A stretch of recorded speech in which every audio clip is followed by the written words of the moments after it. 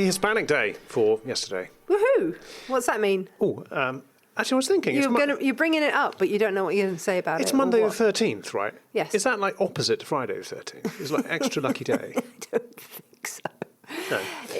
Right. Hispanic Day is the 12th, anyway. It is the 12th. It fell on a Sunday this year, which is unfortunate for lots of people who work because they normally get a day off, don't they? Yeah, and the Spanish don't tend to like roll it over so much. They do get plenty of holidays. Do they? Public holidays, yes, there are lots. So, yeah, unlike in the UK, I don't know about anywhere else, if your bank holiday falls on a weekend, it sort of defaults to Monday or Friday, so you get the day off anyway. Some ayuntamientos in the island did declare it as a day off, and others didn't. It has been suspiciously quiet in our part of the world here today. So, yeah, some bog has been a bit quiet. Yes, anyway, it's the Dia de la Hispanidad, Hispanicity Day. What? Spanishness Day. This is according to Wikipedia, so it must be right. Anyway, there we go. So that was... What does that mean, though? Why is it on the 12th? Oh, okay. I'm going to have to do more research then. Hang on. The date chosen, 12th of October, symbolises the historical anniversary on which Spain, about to conclude a process of state construction based on our cultural and political diversity and integration of kingdoms of Spain into the same monarchy, begins a period of linguistic and cultural projection beyond the boundaries of Europe. That doesn't sound like it was written by a real person. That's from Spanish law. Okay. As per normal legal text, I've read the paragraph, none the wiser. National Day of Spain commemorates the discovery of the Americas by Christopher Columbus for Spain on the 12th of October 1492. Some would tell you that he was Italian. Others, more local here, would tell you he was a Mallorquin. So far inconclusive, although mostly Italian. So anyway, and he never actually went to America. I almost got Christopher Columbus and Marco Polo mixed up then. Marco went the other way. Yes. And I think China. it was probably a bit earlier. I don't know, actually. He discovered spaghetti. He did bring spaghetti. Now, we are getting slightly off topic. He brought spaghetti back from China to Italy. And anyway. silk. Right. Hi, it's Majorca Mallorca. Yes, this is a Majorca podcast, believe it or not. We mainly talk about Majorca and sometimes Marco Polo and spaghetti in China. But seeing as we've just done that, you won't have to worry about that again for a bit. So we didn't take a day off, but we are having a day off tomorrow. We are at Barcelona amid weather warnings. Oh, really? Take your coat. Oh, crap. Really? Well, actually, we should talk about it. We are in storm season. Normally, the storms are towards the end of September. We had a couple at the end of September, but they seem to be a couple of weeks late this time. But there's quite a few rumbling around. We were in Poyensa on Saturday night for the opening of the new OQ Service Centre. Ottilie Quince, who, if you listen to our podcast regularly, you'll have heard a podcast with the tremendous lady that she is a couple of last month or two ago. She was heading off to the Transplant Games where she won yet another world title, her 12th? Yes. Something Go, like Ottie. That. Amazing. She's won 37 gold medals in total. She's quite something, isn't she? On her mum's kidney. Yeah. She hasn't got any of her own left. She is amazing. Too much to talk about now, but good luck on your new shop, Ottilie. And please, if you don't know who she is, go back on this podcast feed and listen to the interview. She's great. Anyway, so we went up there in the eye of the storm, did we not? We did a bit. It was quite exciting. It was. The trusty Kangoo got us up there without any incident. The government was sending out warning text messages to people apart from me. I didn't get one either. Okay. They just don't care about us. Some people did. Yeah. One of those kind of, like, where did that come from message. Woo. Yeah. We didn't get one of those, so we went anyway and sat and had a burger and watched a storm roll through the Bay of Poyensa. It was very good. And it was quite a busy week last week. It was. We talked about it last podcast, that you were heading off to the ABTA I did conference, ABTA. That's and the you've done it, so Association of British Travel Agents. What did you learn from this? I learned that travel agents on conferences are basically on a jolly. Yes, everyone on conferences is on a jolly. I'd never got to go to many conferences when I was working in England. I didn't get that kind of privilege, but it was they were all very happy to be here. A lot of travel agents were talking about how Majorca is still a top destination, absolutely the most favourite destination for the Brits. It was a pretty big deal, wasn't it? So they brought about 500 delegates and guests and media. 400-ish. Okay, right. And I mean, like, there were some very well-known travel journalists here. For example, Simon Calder. It was covered a lot, I think, in the travel press. There were big representatives from people like TUI, and also, interestingly enough, there was also like talk about how to manage diversity and how to cope with over-tourism in Mallorca, which I thought was interesting as well. Quite a lot of people from Madrid came, some central government, didn't they? Came along. A lot of deal. politicians showed up. I mean, on the first night of the conference, they had a welcome party, and it was attended by the mayor of Calvia, all the big guys from ABTA, obviously, and then like the local tourist minister for the Balearics, the tourist minister for the whole of Spain, the representative of the Fomento Turismo, which is like the tourist board. There was lots of people there. Sadly, only one woman. Right, okay. Representing for the girls. I wish that politics was a bit more even. Anyway. Yeah. It was good to see Majorca and specifically Calvia being so bigged up, which was lovely. It's an obvious thing to say, but tourism is a pretty substantial chunk of Spain's national economy, and many countries. Yeah, but economy. I mean, we're talking about a conference in Spain here, but the British market is one of the biggest markets, if not the biggest market. So it is a pretty big deal when the association of people who are in charge of sending them here were all into town. So it was quite something, wasn't it? I think they said it was the fourth time ABTA has come to Mallorca. Right. But it was the first time I'd been in Calvia. And ABTA's been going for like 75 years. So, and it hasn't returned to that many places. So it says a lot that it keeps coming back to Mallorca. I guess it's easy to get to, great hotels. Anyway, so there was this welcome event where there was lots of speeches and presents and stuff and everybody clapping. And then after that, during that, there was like a traditional dance, like a presentation of traditional dance, Bal de Bot, which was nice. Everyone twirling around. This is stage. Mallorquin dancing. Yes. Okay. And then after the welcome speeches had finished, all of the whole of the audience was walked down from the hotel down to Nikki Beach, which is next door, by the Demonis and by a batacara, so like the drumming, which was really cool. So lots of people were like following the drummers down, and they led us all down onto the beach in front of Nikki Beach, which is Magaluf Beach or Calvia Beach, if you want to call it that.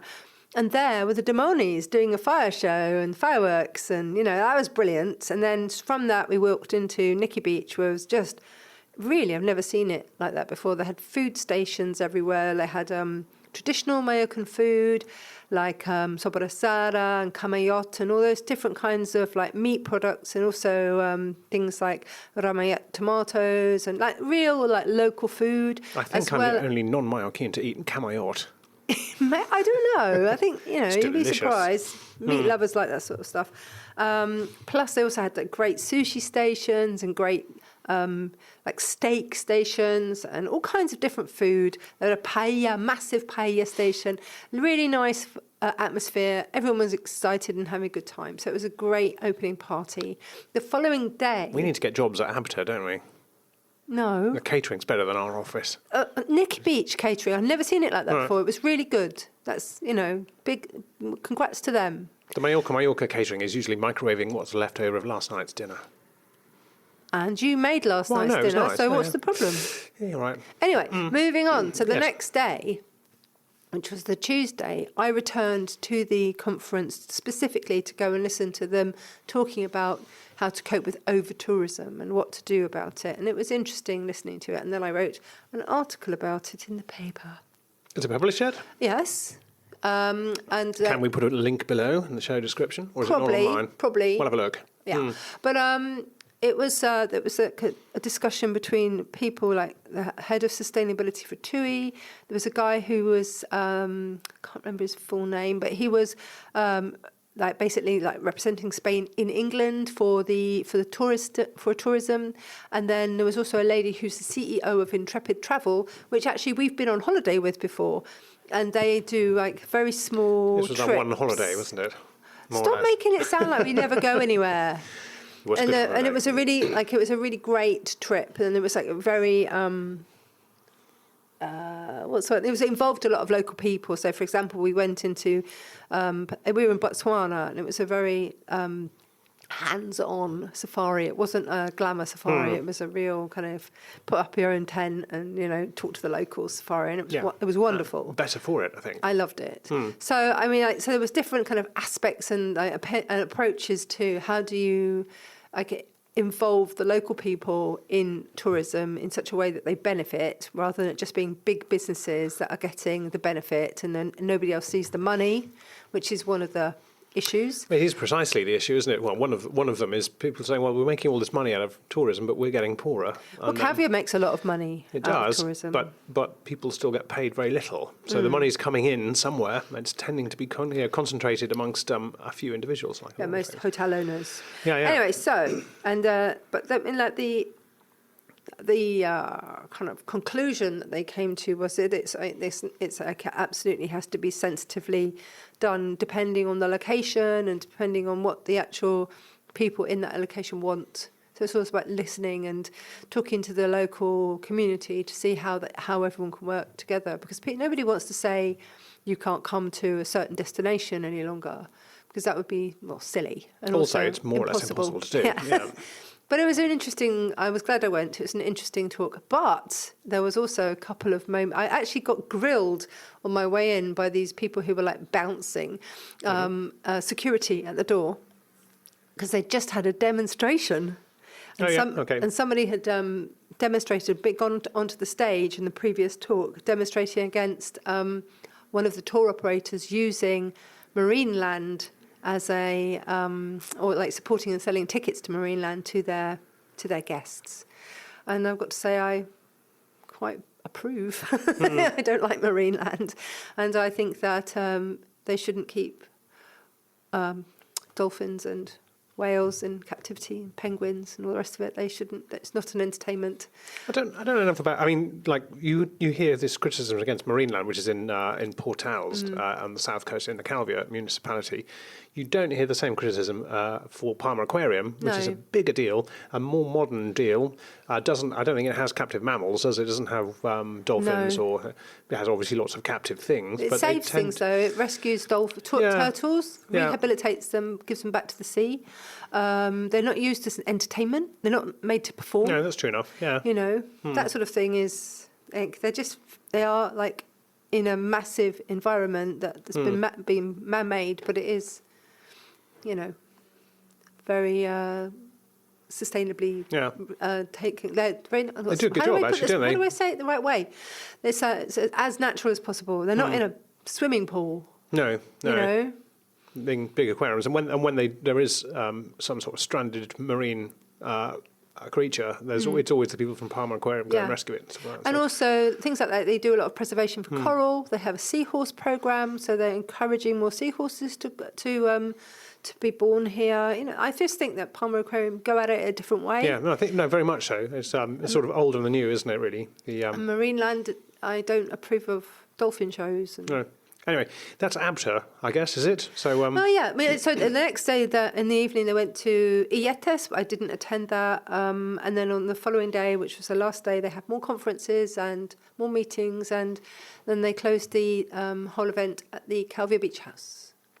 Cool. And who knows when they'll be back? Probably at some point, but not anytime soon. They've got other places to go around. But but it was a big deal. They came. And it was very, I think, very well received. I mean, a lot of the local businesses were really happy to have them here. Yeah, I mean, they could have gone anywhere in the Mediterranean, probably, or anywhere further afield, don't they? The travel agents cover the whole world, don't they? So it's a massive deal. They not only came to Spain, but came to our bit of it around the corner. I went to talk to Kathy Sasson today, who is the owner of Pirates, about ABTA conference and about how she sees the next years in Magaluf and how the tourist sort of offerings have got to change, when you to reflect the different people coming in. And she said that she still feels like she's got to make sure that your average person, your average Joe, like family of 3 kids or whatever, can still afford to go to the show because that's really their bread and butter. So like they've got like, she just said that she said, I don't think that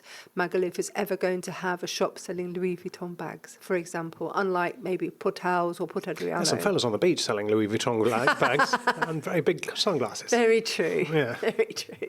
They leg it as soon as the police come along, so they may not be genuine articles. But big up as well to the Calvio Mayor, who was who turned up and shook a load of hands all the way through and did speeches in English. I've never heard him speak English before. And he had a little twinkle in his eye all the time, so he did a really good job. I was impressed with him. I have to look after him when he comes and presents prizes at the Majorca Beach Rugby. Oh, do you? He sort of walks in looking quite smart into about 1,000 very drunk rugby players. So, look after me, all right. Oh, you know what? Today, No. we got bigged up. We got bigged up. We got bigged up. I did, or we did, or who did? We did. We did, okay. By I need to hear more about that. Soya Shirley.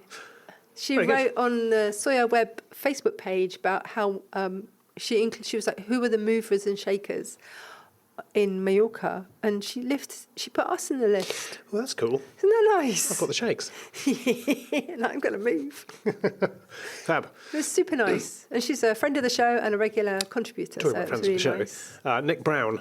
Oh, he's had a bit of a star he's turn, famous. hasn't he? Nick, who, if you are on the Majorca Facebook group, and you should be if you're not, he's a very helpful soul, and he does walks around Palma. He's a retired Brit who's lived all over Europe, and he does great stuff for the group, and he does walking tours of Palma.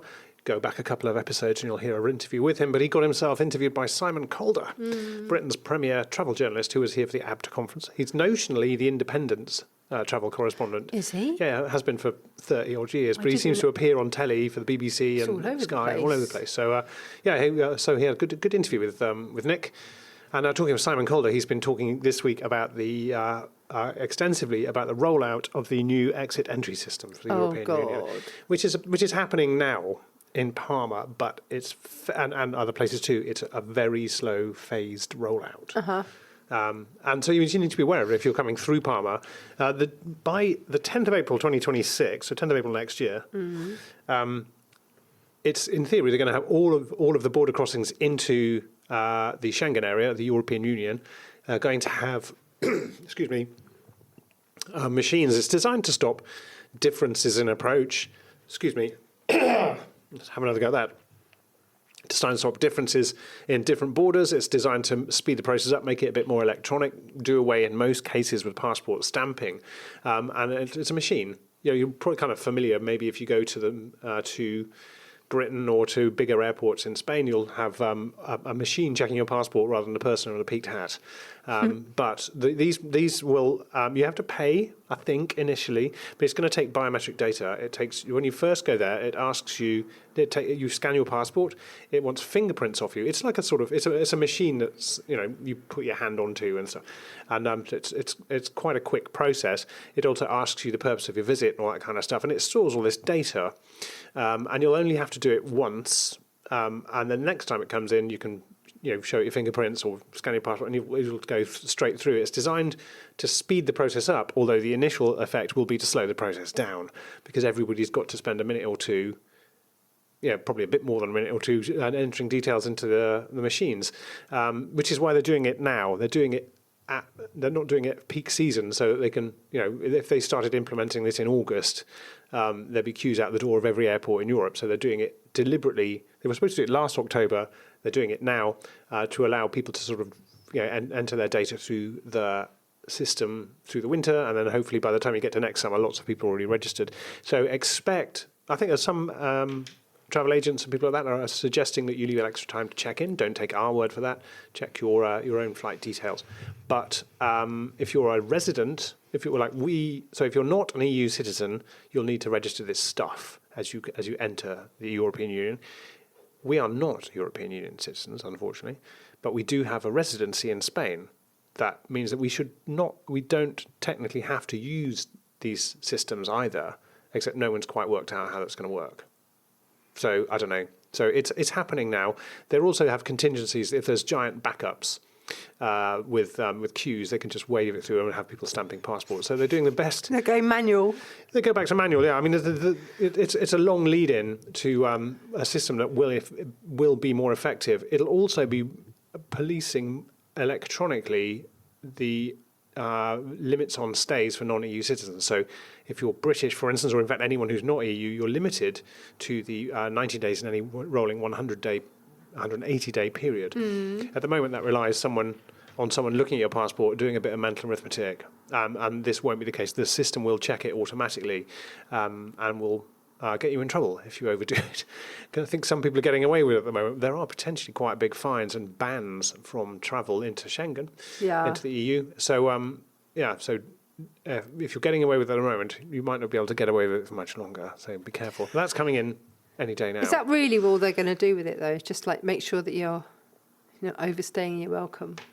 No, it's not about that. It's about speeding up entry and exit processes.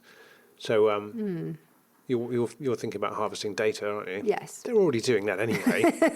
They know when you come in. They stamp your passport. You're on a flight manifest. You're True enough. all of that stuff. So I guess they're collecting a little more data, but all of this is collected anyway. So okay, that's coming out now. Hey, who's Gabriella Sabatini?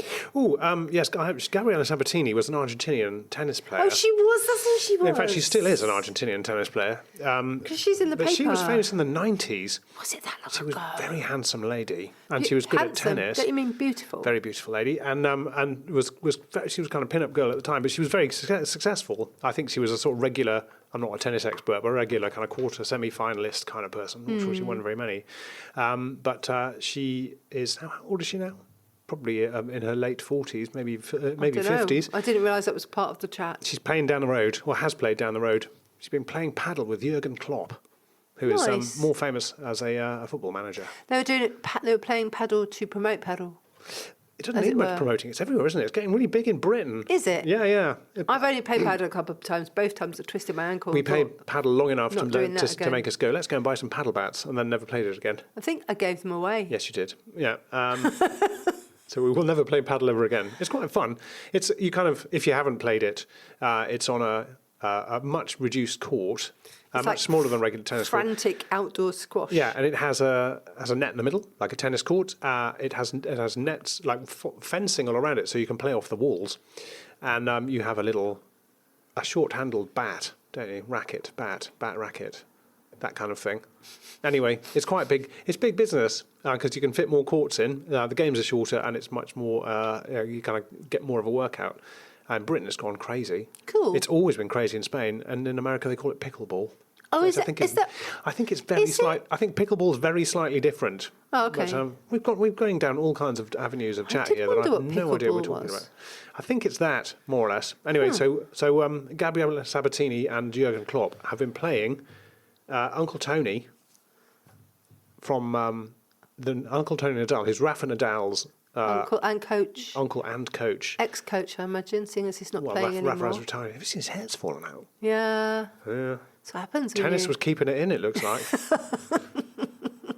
And that was down at the country club in Santa Ponza, wasn't it? So yes, go and play yourself some paddle. Fancy schmancy. It was good. Who won? Do we know who won? It wasn't Jurgen Klopp and Sabatini. It was the others, Tony Nadal and a professional paddle player called Denise Hofer. Oh, there we go. So, yeah. All right. I read it. Turns out if you want to win at tennis, don't get a football manager. Well, I think it's kind of nice that he was involved. The Jurgen Klopp is a big draw. I know, he's walking distance. Yeah. 5 minutes walk from down there, so I'm told. Anyway, we also, last week, teed up we were going off to do the Super Yacht Golf charity event. Crikey, yes. Which was on Thursday. And was good. So, do you know, we've got any facts and figures from that? Do we know how much money they raised? Well, if I remember rightly, last year they raised about 40-ish thousand euros. And this year, I think they raised 60,000-ish euros, which is a big jump. It was a big old day. They had more than 180 players on the course. 2 rounds, morning and afternoon. It was, the weather held, which was really good. It was fun, as always. A long day for us, because we get there very early in the morning. They literally start at dawn. Yeah, I mean, we're there all day, along with, obviously, all the organisers. Yeah, It was a long day for everybody. It was very, as usual, fun and nice to be part of it. I enjoy those days. And it's like you can't do anything else when you're doing a day like that. You just have to be all in on that day and just focus on the day. You can't, suddenly answer loads of phone calls or emails, whatever, because it is all encompassing. Don't sit down all day. No, and by the end of it, you're pretty tired. But it was really great. It was at Kint Golf Course. They do fine barbecue. Did you get yourself some nice Argentinian grilled meat? I certainly did, yes. And Nice. Camayot. You got some Camayot, good. They have nice salads and nice food and nice staff. Everybody's very friendly and helpful. One of your clients, Arrival Yachts, was sponsoring the Rosé Bar, which was very nice. It was a good job. So nice to see Nigel there with his team. And yeah, it was as of every year. It's our 5th year doing it, so it was really lovely to be part of it. Great, yeah, and they're raising money for Yachting Gives Back. Oh yes, Yachting Gives Back and Shambhala. Shambhala, which have just had a change of leadership, haven't they? I can't remember the fellow's name, but the new incoming leaders, actually they're going to be dual leaders, read a speech from the outgoing leader, whose name I've also forgotten, which is a really moving speech, actually, and the guy who was delivering it was in tears a bit himself.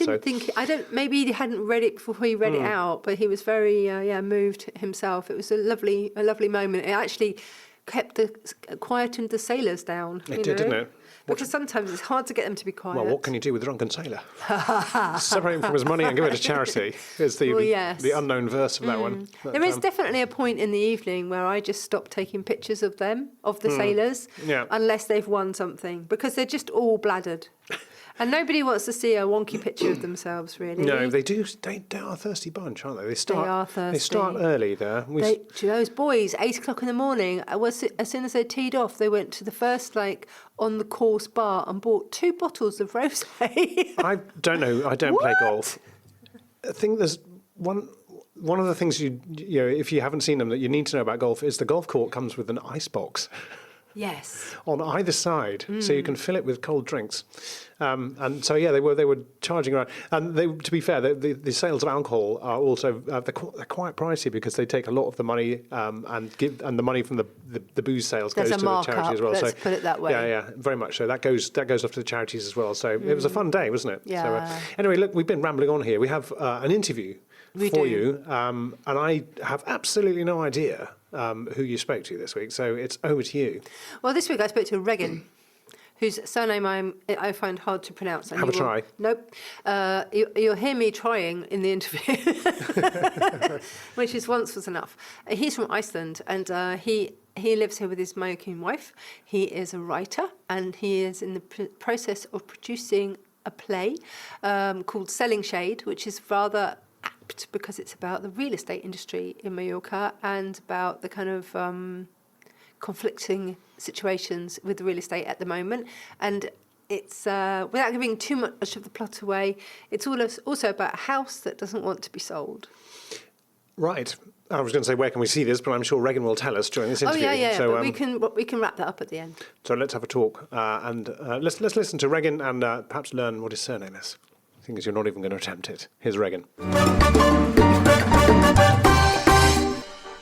Today in studio, I want to say his name, but I know I'm going to make it such a mess of it. But it's Reginn Kolbeinsson. Yes, that's decent enough. Yes! Reginn Kolbeinsson, yes, that's good. Yeah. Where are you from? Iceland. Yeah, that's why. Mm-hmm, exactly. There's a CrossFit athlete called Carl Björkvin, something. But everyone calls him BKG because they can't say his name either. Yeah. This is classic type of stuff. But yeah, absolutely. So you're RKT?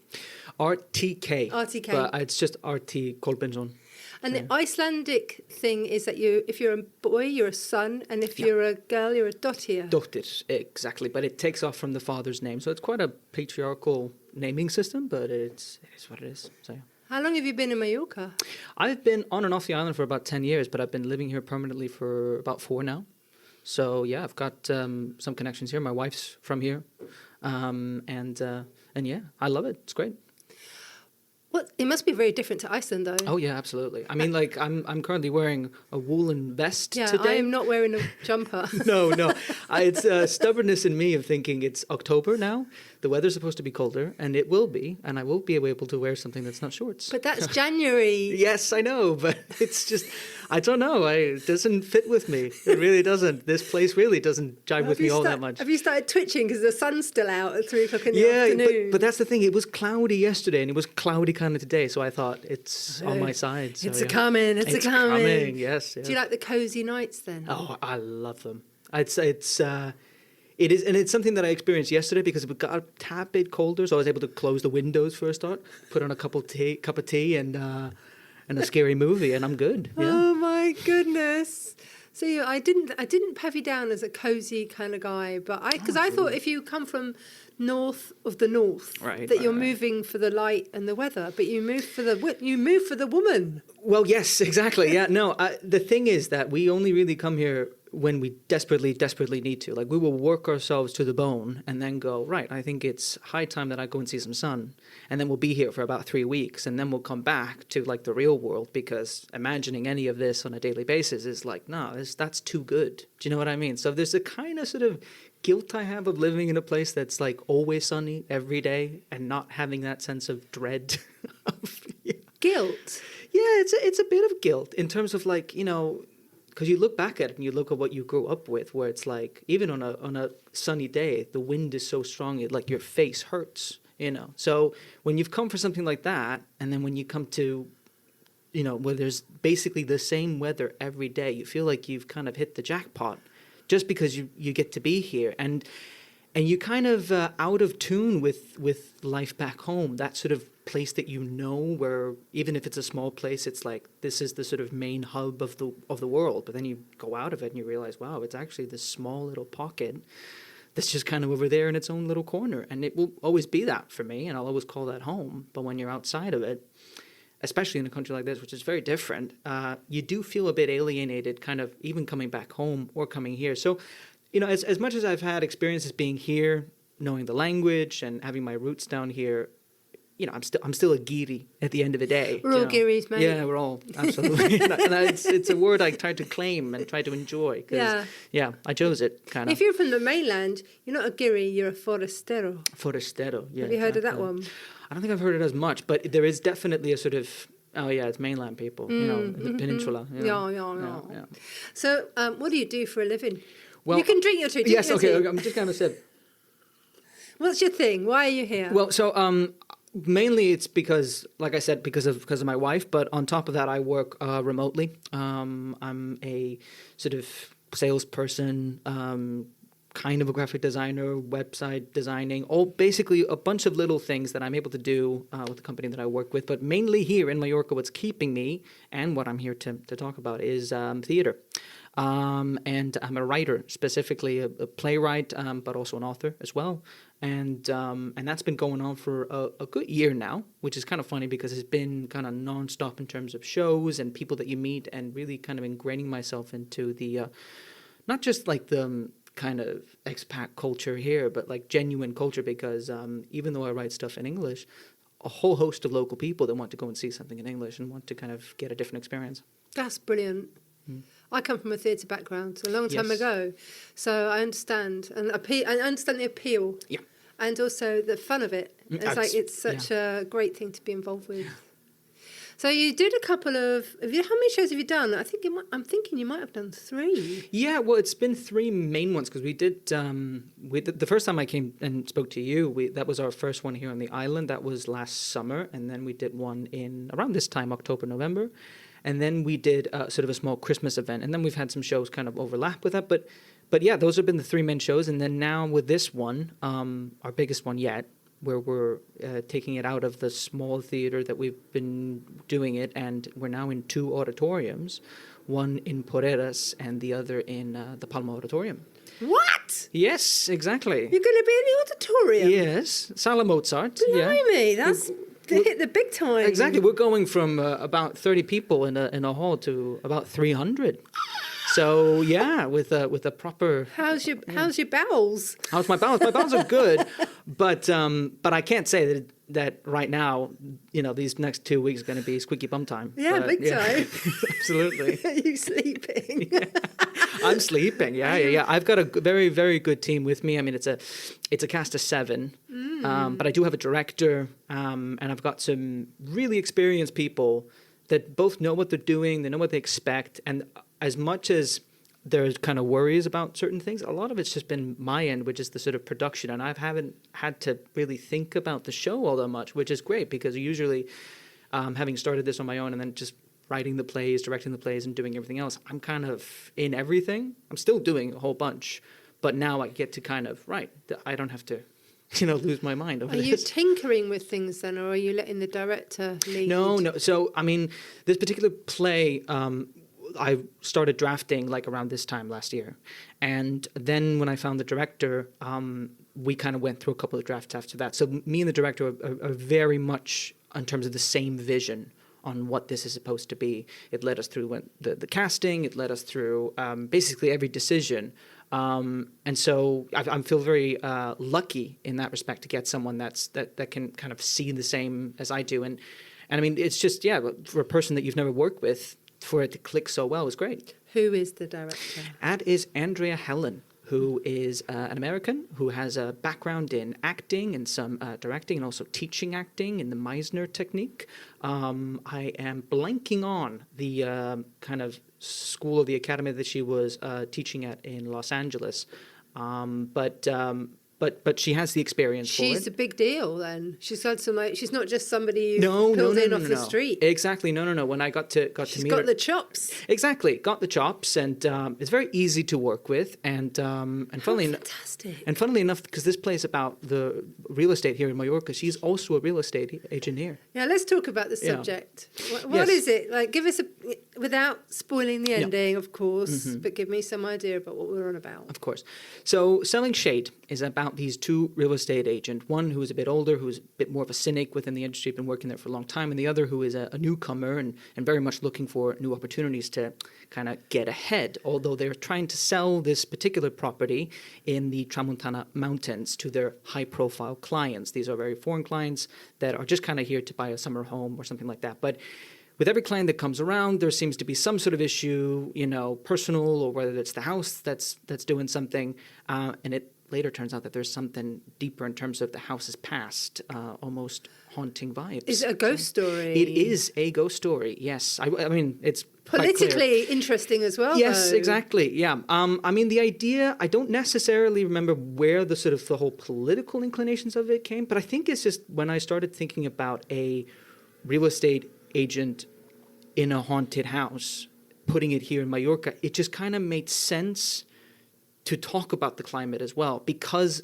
that it's so specific, at least in terms of the sort of stereotypical when foreigners come here and buy houses, and of the problem, obviously, of local people being unable to really get into the market because they're being priced out and there's not enough homes. So, taking an ideal mountain villa like that has years on it and trying to change it into something that it really isn't kind of sometimes feels what the real estate market here can kind of fall into. It's going to be interesting to read the reviews of this. Oh, yeah, absolutely. Because, boy, oh boy, that's hit the nail on the head. Yeah. I'm not so certain it's the houses that are haunted, or maybe they're enchanted in some way, because foreign buyers love the idea of living here, but the local people, as you said, are less than happy about the whole situation these days. I think it's just the fact that that the way that new property is made, and that you're trying to, over the past 20 years, that it's something that's been kind of commercialized to the point that it's only marketed to a certain type of money that comes in. And I mean, with the play itself, it's definitely there in the air. But having a real estate agent as one of the main characters, it's still just a profession, and we're not here to paint real estate agencies in general as some sort of baddie. It's about this sort of middleman that finds themselves in a system that just kind of keeps churning on. I mean, that's kind of the point sometimes of capitalism, where it's like if the money's flowing, you just keep on doing that. Yeah. There's no real reason to think about anything else because everybody's getting what they want, and that's that. So that's, I mean, like for many decades, that's how Mallorca has rolled. You know, it's only now that they've realised that maybe they shouldn't have sold all the family homes off. You know, like there is somewhere those homes, at some point those homes were all owned by Mallorcan people, and then they allowed them to be bought for more and more and more money, so they're as much part of the issue as the buyers. Absolutely, and it's just a culture that comes with what the situation has been for the longest time here in Spain. I mean, my first experience in Spain was when my grandfather passed away. She used some of the money that she got and bought a home in Alicante. And so that was 2008. So I've been visiting that property for about 20 years, and that kind of community of people is all foreigners. And that was my even more so than here. Exactly, and that was sort of my first sort of experience with Spain, where it was like, right, this, at least from my end, just kind of turned into a bit of a playground for people that weren't even born here and don't speak the language. And it's a lot of going to terraces, ordering a Coke and a schnitzel or something. It's like, it's a lot of those sorts of holidays, and then go to the pool and stuff like that. But like then coming here and having a more local route into the culture, you see that it's obviously, you know, your eyes are open to everything else, and you then take a look at that and think, you know what, like, yeah, it's a complex issue. And I'm just, with something like this, just like with every play that I do or any story that I do, I want to get people to ask questions. I want people to doubt the kind of world as it is and their own opinions, and to get them talking, essentially. Yeah, it's brilliant. I mean, Reginn, did you train to do this? Did you train to write plays, or is it something that you've been practicing doing for a long time? The thing is, I mean, I went to university to do theatre. And even, you know, the level before that, I was also doing theatre, and that was kind of like my major. But in terms of writing, like, I always wanted to be an actor. And then when I got the chance to actually like write some small plays and stuff like that, or any of these, I just kind of realized like I'm getting some ideas here that I'd already kind of like that sort of element of myself of using my imagination to create something, and then putting it into a medium like this, where, all right, let's just kind of grab anything and let's try and create it, because I learned it from just not doing a play on stage, just do a play in a broom closet, do a play in an area that's not a theater, and trying to create an atmosphere, a sense of, you know, self and all these sorts of things, and a story. And once I started to realize how much I can do backstage versus just being an actor in the wings waiting for my great role, do you know what I mean? Yeah. Like, you realize like I can do so many things and actually be a part of this, and this could be a career. So yeah. It's much more creative. Yes, absolutely. And also like it's on a creative level where it's like, as much as you can sit down, write your thing, and then hand it to a director and then never talk to them again, it does force you to really, that's why the collaboration with me and Andrea has been so good, is because I've been able to have conversations about it. She's come in with her expertise of being a real estate agent and saying, that not only doesn't make any technical sense, but also doesn't make sense to the character, and da-da-da-da. So there's a lot of collaboration that's going on, and I love that. So, yeah, I mean, it's not for everybody who wants to be a bit of a tyrant, but for me, I'm totally open to it. What's it like watching people say your words? It's kind of weird. There's a certain point where after a certain draft, I kind of just clock out of it as the writer, and I start thinking about it as whether I'm directing it or something like that. So I do sometimes have to pinch myself after I'm watching the thing going, oh wait, yeah, I wrote this. Do you know what I mean? Like, I kind of forget that it's this sort of thing that, you know, I put hours into writing. But you know, writers have their own journeys with their drafts and doing it. And there's got to be a certain point where you have to just kind of leave that, but you'll also be able to enjoy it, because that's the point of it all. So, yeah, I do, when I have the time to, and when we've done it, I do, yeah, get to enjoy it. Are you spending a lot of time writing when you're not working online? Absolutely, yeah. I mean, it gives me the flexibility of doing that. And then just other things. I mean, it's flexible. And with the writing, it's still work. And there's other things about promoting yourself as a writer as well. That's also work. And then this, you know, I'm not just being a playwright and putting on plays. I'm also running an association, because we are an association now, and we're looking for members to join in, to support the association, but also to take part and to kind of invest in us to help them, get that opportunity that they want. Tell me about Scald then. So Scald was originally formed back in the UK when I was a student there at university in New York, where I had my two friends, one of them being from Bolton and the other from Germany. And we were all kind of heading into our separate directions, really, but with the knowledge in mind that we wanted to do something. And so we set up the group there in England, started to do some shows that I had written and some others, but we're all in different places. So as much as we're trying to support that, we're not physically there a lot of the time. So, but now, for example, it's meant that, we've done a couple of shows now in the UK, and then simultaneously we're doing this one here. And what we're going to be doing for next year is a lot of that sort of mixing and matching. But it's very sort of, we do tend to talk about it as a very community-driven thing of wanting to tell stories for people, especially stories that haven't been told before. So we take on at least a lot of my writing and how that reflects on it, taking on a sort of a historical approach, looking towards to the past, or taking something that's current and then linking that together to kind of create a shared history that we have in our sort of current world of being able to learn something. But yeah, just to make engaging stories really in a sort of well-crafted play form, really. What would you say at the moment there's the purpose of theatre and storytelling compared to, for example, television or social media or the other ways we can get our influences from? Well, I mean, it goes down to the ancient kind of tradition of it, of being able to talk to your audience directly and to be able to bring your opinions and your stories to their faces. And maybe not in this country or even in England, but in certain countries, if they don't like that, they'll let you know. They'll throw tomatoes at you. They'll, they won't just write a bad review. They'll make you remember it. They'll get out, and you'll be able to see that. And that is such an addictive feeling of not, especially today, not being stuck in front of a screen and having lots of people spout out opinions that they probably wouldn't even say to your face. But in this realm, we get a shared space, which I think in modern times is a very, in terms of a real shared space, is very much lacking. It's kind of like it's like the ideal community feeling of being in a park and having that shared space, but it's more on the sort of, opinion-based and being able to be honest and also be authentic as well, because with cameras and all these sorts of things, there's a lot of chopping and changing, but in theatre, it's live. Yeah, very much so. And anything goes wrong, that's there, and it will always be there. But it's only for that night. It's a buzz. Yeah, it's a buzz. It's a buzz. I love live events. Mm-hmm. Yeah, and now these days, rather than working on the behind the scenes as a stage manager, I'm more likely taking pictures of it.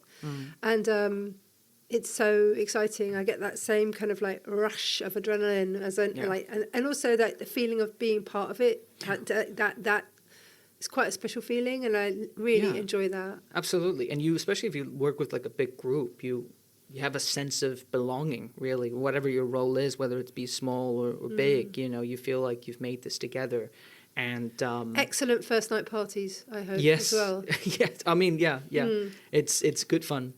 How many people are in the cast? Did you say 7? So there's 7 people. Yeah. So you got the two people playing real estate agents, yes. And then the others playing the clients.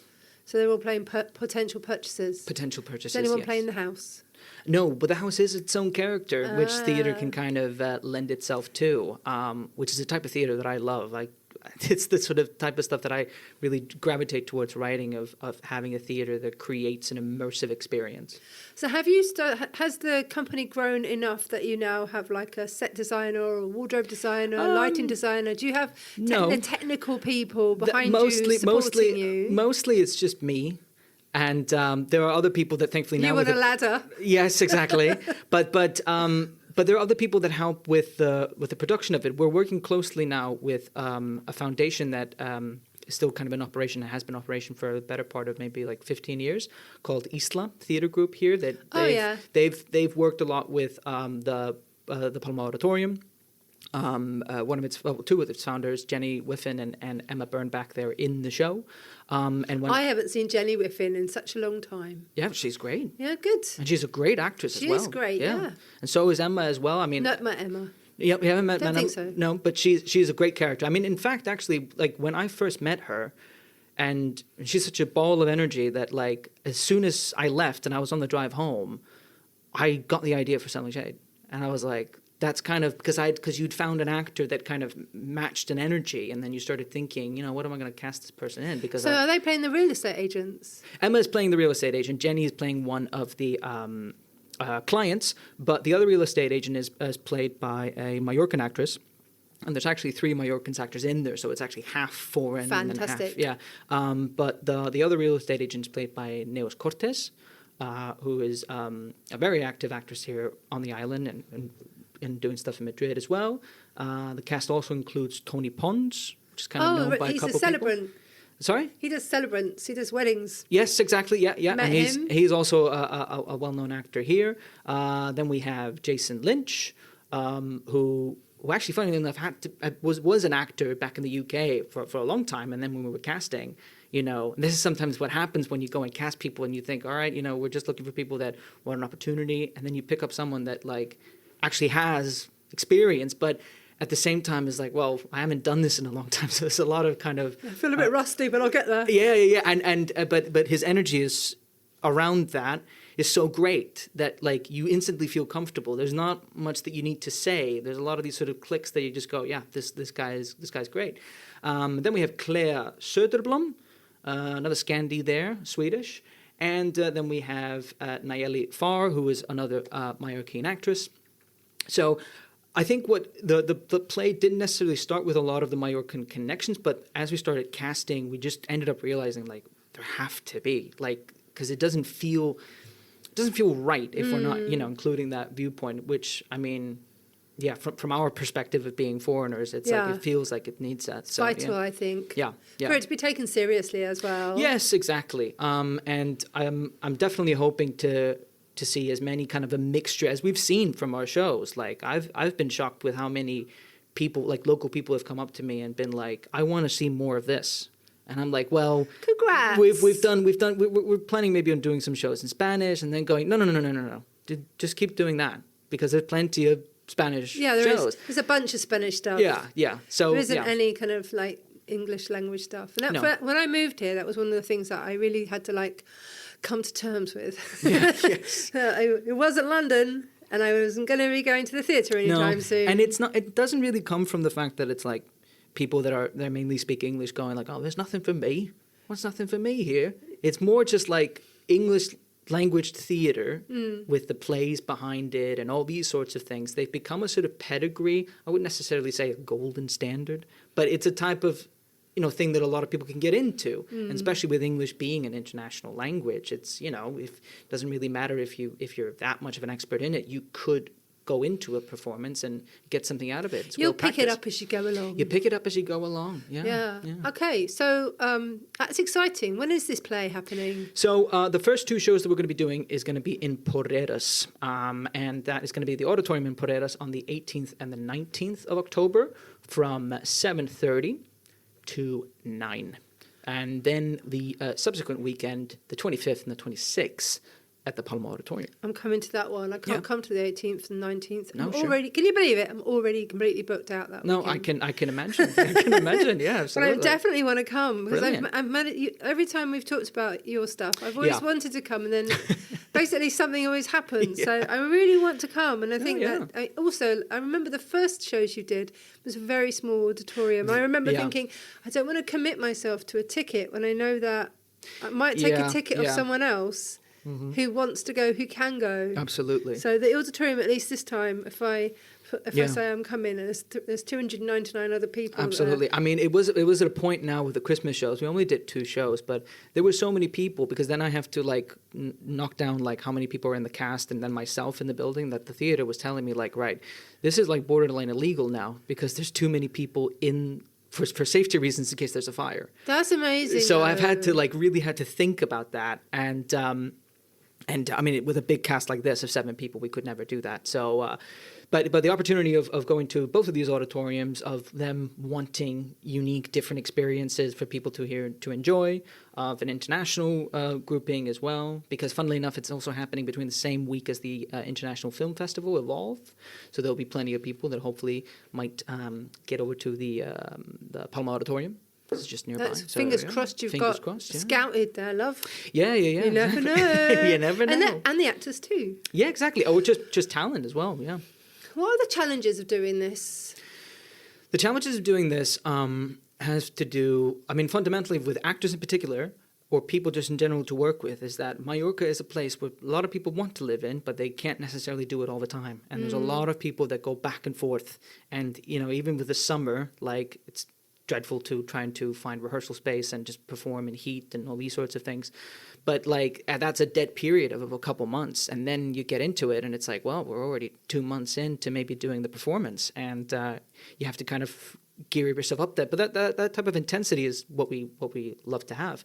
But the challenges is also just, I think it's just more on myself, but there's plenty of, especially this time, there's plenty of people that have put a lot of hard work into this and have made my job so much easier and have just helped grown it. And so, like it's with everything that you do independently and you're trying to grow, is that it's that grind of getting to that and needing people as well, and being able to say to yourself, as I've said to myself a couple of times, I told you I went on holiday now recently. Yeah, so I almost hit you. Yeah, and 'cause I was at a holiday in Italy. Sounds too good. Yes, but even then I was feeling quite nervous because I'm not there.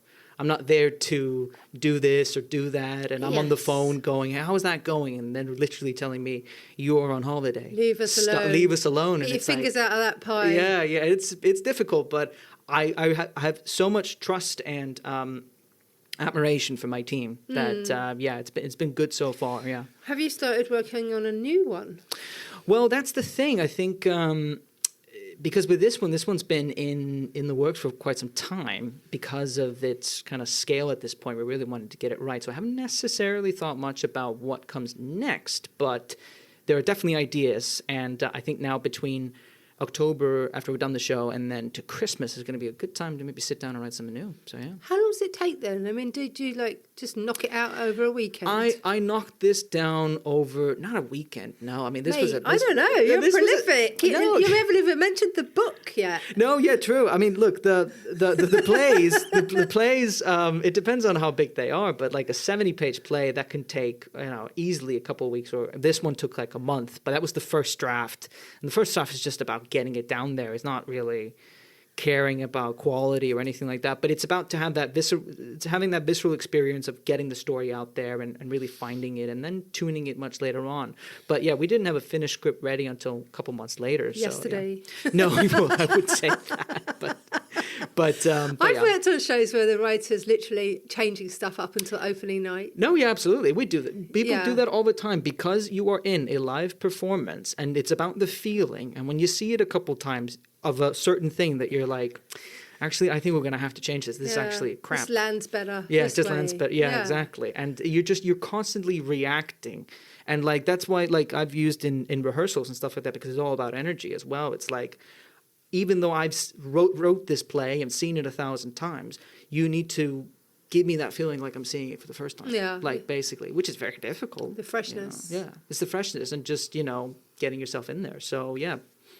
Well, that's a big, if you do a long run, that's a big struggle for everybody. Absolutely. I mean, look, we'll see how it goes, but right now we're definitely with the 4 shows and the auditoriums and everything. It's going to be fun, and this is a fun play. Like, this is a dark comedy. It's got some good laughs in it, amazing performances, stuff that I wouldn't have even been able to write. That these brilliant actors are cracking me up.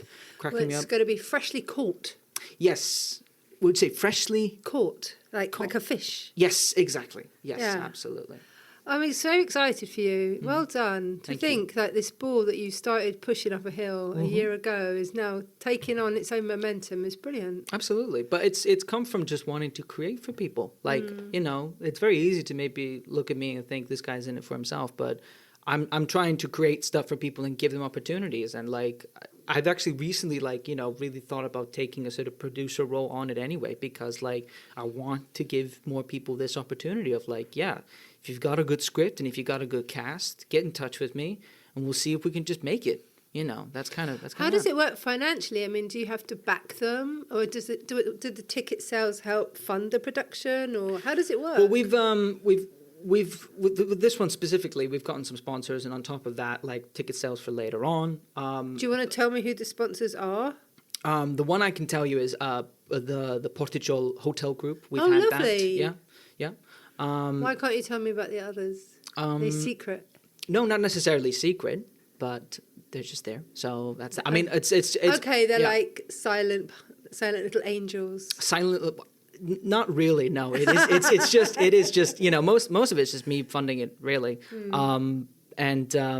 But on top of that, yeah, we've had some sponsors now. It's a very new thing for us to have sponsors. And, Michael from the Portugal Group was taking care of you. That's good. Yeah.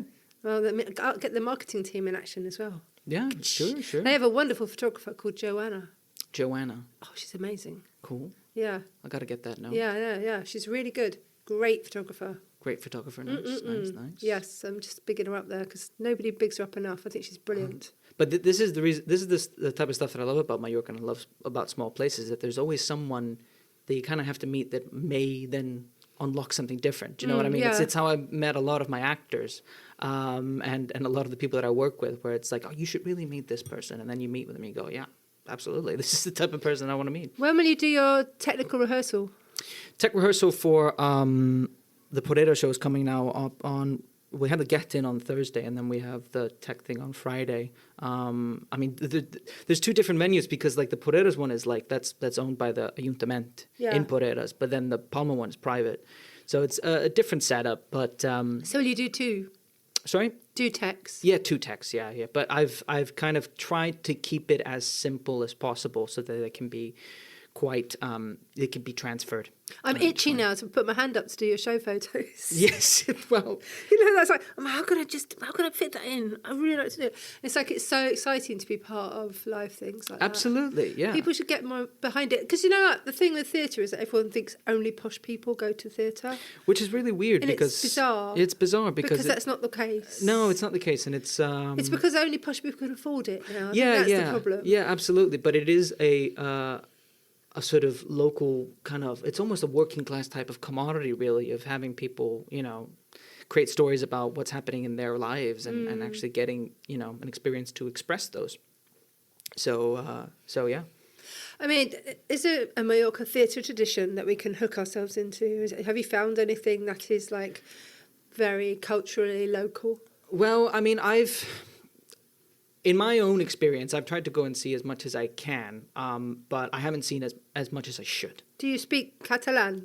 I speak no Catalan, but I understand Catalan to a certain extent, coming from a household that is mainly speaking Castellano to me. What's your lady called? Inez. How is Inez? Inez is good. Extremely patient. Extremely patient, yes. We love you, Inez. Yes, we definitely love you, Inez. That's very patient, but also very... She must be very proud of you, though. Yeah, absolutely. Because, the reason why I write in English is actually because when I started writing in Icelandic, I was at the same time where I started meeting her, and I thought, you know what, if I just maybe translate this piece that I'm doing into English, she'll be able to read it and tell me what it is. And then I found a knack in doing that, and then I haven't written anything in Icelandic for a very long time. So yeah, that's kind of how that started. And she's the first person that I get in touch with in terms of like, hey, this is an idea that I'm working on. What do you think of it?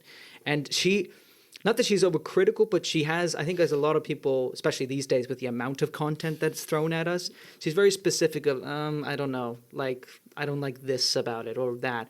But she can be very critical and good with my stuff. And if she says yes, then I know that a good majority of people... It's going to fly. Yeah, it's going to fly, yeah. Or that it's going to be easy to write. And I think that she knows about my process as well. And she knows about, like, at what point...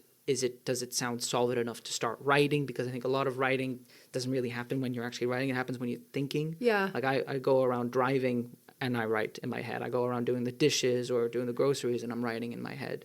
So yeah, like that process is something that I love, and it's such a huge joy because then when you do sit down and you do start typing, that's when it's kind of final. Really, you can edit in as much as you want, but you tend to kind of keep it as it is, and it's not this perfect idea anymore because now it's real. Do you get a lot of ideas when you're on a holiday? Yes, and I've got some good ones while I was in Italy. It was a very sort of impressionable place, and absolutely. And when I travel in particular, and all these sorts of things. So I like airports for that.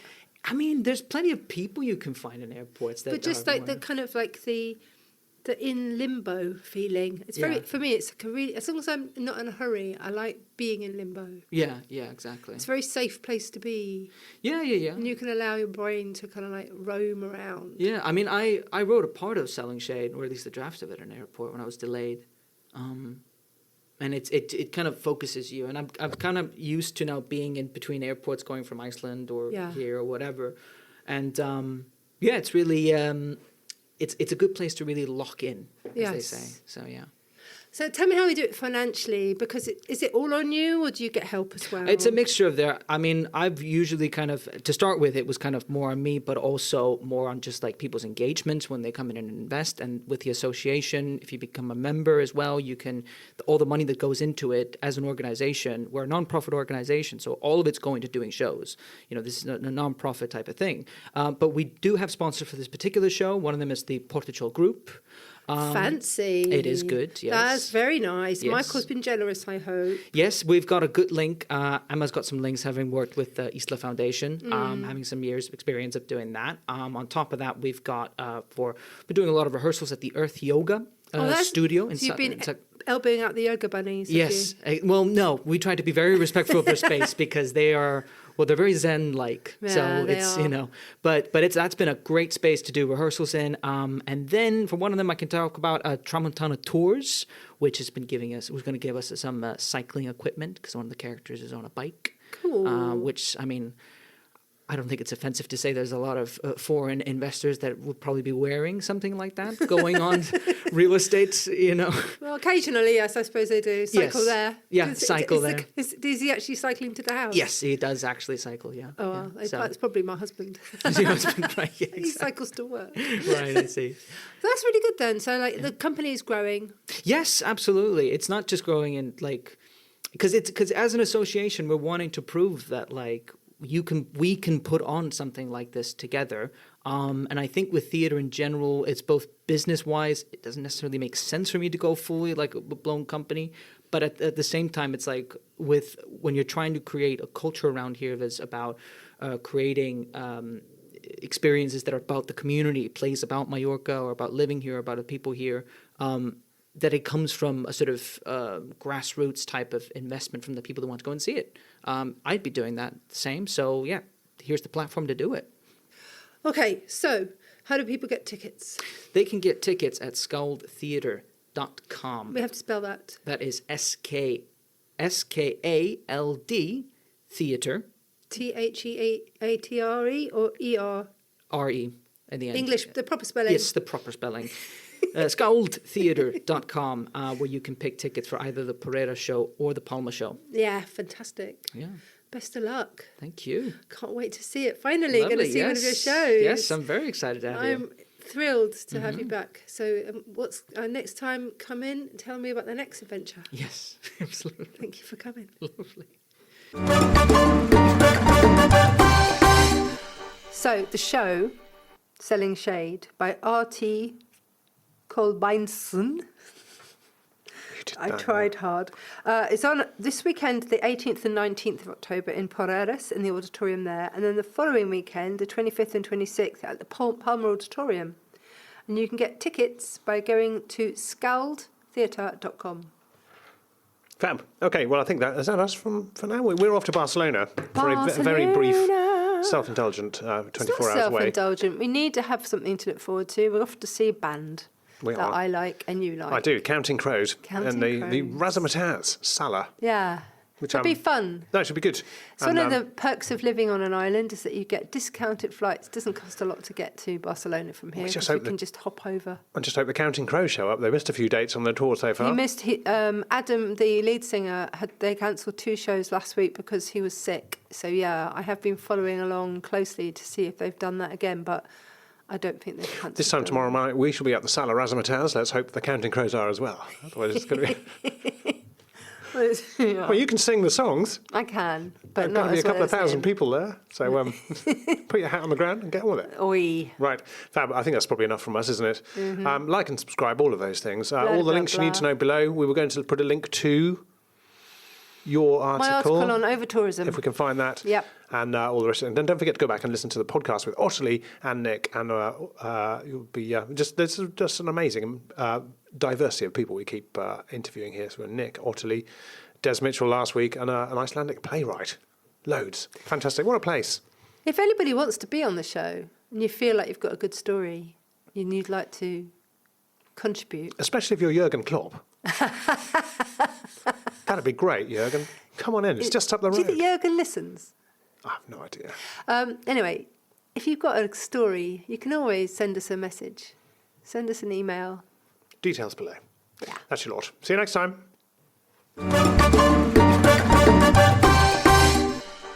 Hey, thanks for listening. Listen, we need your help. But if you don't mind, would you please subscribe wherever you got this podcast? You can find it in most places, Spotify, iTunes, all the rest of them. Just click subscribe, and if you get a chance to leave us a review and you'd like to leave us a good one, we won't stand in your way.